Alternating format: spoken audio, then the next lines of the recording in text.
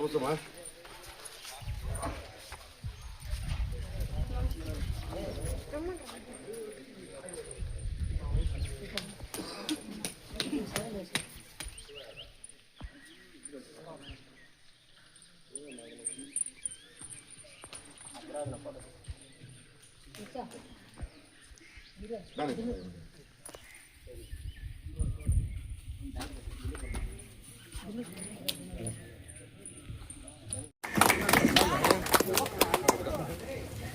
వెంకట గారు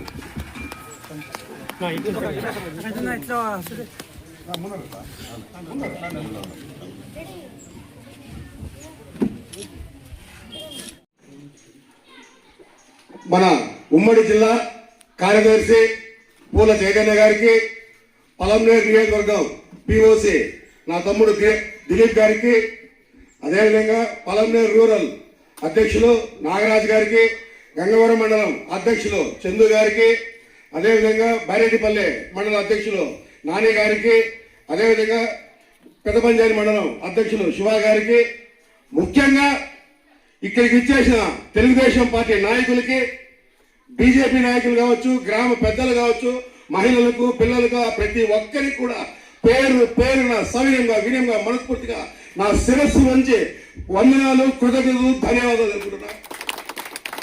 ముఖ్యంగా ఈరోజు నేను కట్టారపల్లి పంచాయతీకి రావడం నా అదృష్టంగా భావిస్తాననేసి కూడా నేను సగౌరవంగా తెలుపుకుంటున్నా.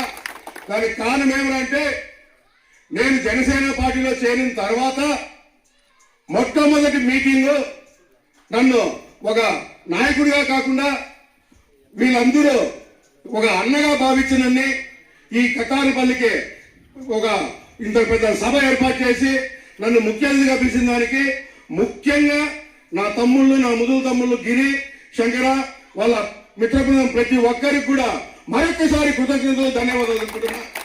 అదేవిధంగా ఈరోజు ఈ కార్యక్రమంలో చూస్తుంటే జనసేన, తెలుగుదేశం, బీజేపీ అని కాకుండా ఇదంతా ఒక కుటుంబం అనే నాకు మనస్ఫూర్తిగా అనిపిస్తా ఉంది.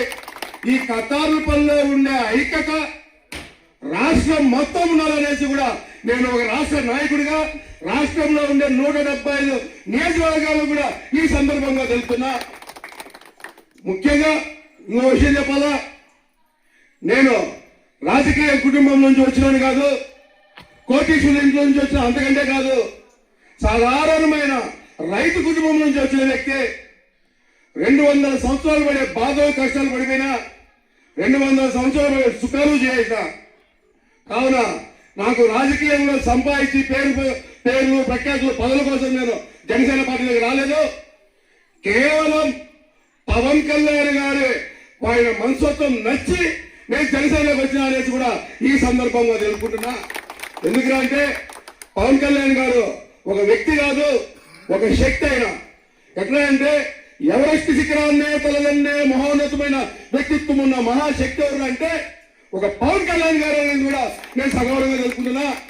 అంతటి గొప్ప వ్యక్తిని చంద్రబాబు నాయుడు గారు, లోకేష్ బాబు గారు కూడా వాళ్ళ ఇంట్లో ఒక కుటుంబ సభ్యుడిగా భావించి వాళ్ళందరూ కూడా ఎంతో ఐకమత్యంగా ఉన్నారంటే వాళ్ళని చూసి ఆ ఐక్యతకు అదే నిదర్శనం అనేది కూడా మనం తెలుసుకోవాలా.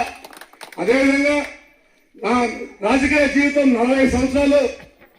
నేను ముందు పుంగనూరు నివాసినే. పుంగనూరులో కొన్ని సంవత్సరాలు ఉన్నా.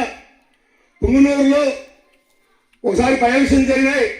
ఆ బై ఎలక్షన్ లో అమరన్న ఫస్ట్ టైం ఎమ్మెల్యేగా పోటీ చేశారు. ఇక్కడుండే తెలుగుదేశం నాయకుడికి అందరికీ తెలిసిన విషయం ఇదే. ఆ రోజు మేము తెలుగుదేశం పార్టీలో రావడం జరిగింది.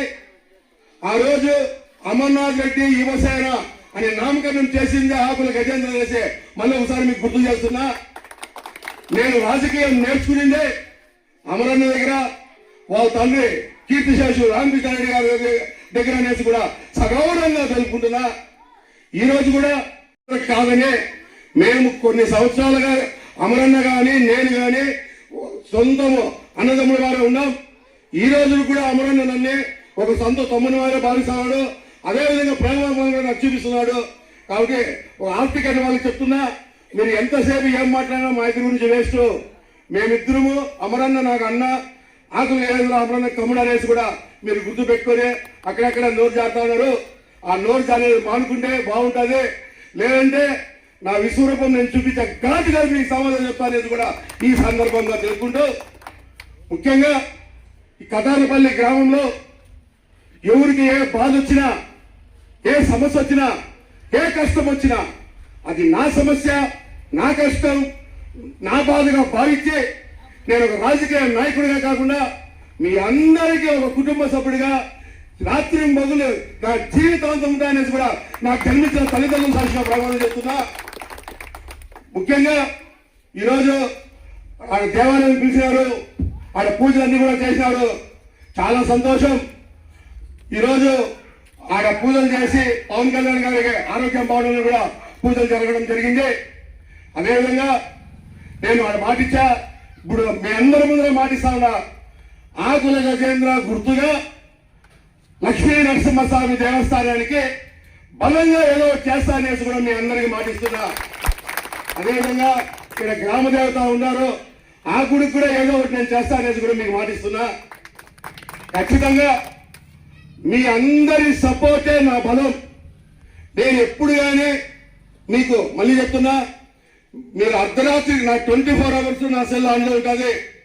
ఎవరికి ఏమి ఇబ్బంది వచ్చినా, హాస్పిటల్స్ కావచ్చు, ఇంకోటి కావచ్చు ఏదైనా కానీ అర్ధరాత్రి ఫోన్ చేస్తే కూడా నేను ఖచ్చితంగా మీకు అందుబాటులో ఉంటా అనేసి కూడా మరొకసారి వినిపించుకుంటూ, ఇదే విధంగా మనం జనసేన పార్టీ వాళ్ళు కావచ్చు, తెలుగుదేశం పార్టీ కావచ్చు, బీజేపీ పార్టీ కావచ్చు, మనం అందరము కూడా కూటమి ప్రభుత్వాన్ని బలపరిచిన బాధ్యత ప్రతి ఒక్కరికి ఉందనేసి కూడా నేను సగౌరవంగా తెలుపుకుంటూ, చంద్రబాబు నాయుడు గారి నాయకత్వం, పవన్ కళ్యాణ్ గారి నాయకత్వం, లోకేష్ బాబు గారి నాయకత్వం, అదేవిధంగా మన ముద్దుల బిడ్డ, మన కుటుంబ సభ్యుడైన మన ఎమ్మెల్యే అమరన్న గారి నాయకత్వం కూడా మనం బలపరిచిన బాధ్యత ప్రతి ఒక్కరికి ఉందనేసి కూడా మరొక్కసారి మీకు సవినంగా వీరంగా మనస్ఫూర్తిగా తెలియజేసుకుంటూ, ముఖ్యంగా కతారిపల్లిలో ఉండే గ్రామంలో ఉండే ప్రతి ఒక్కరూ రాజకీయాలకు అతీతంగా,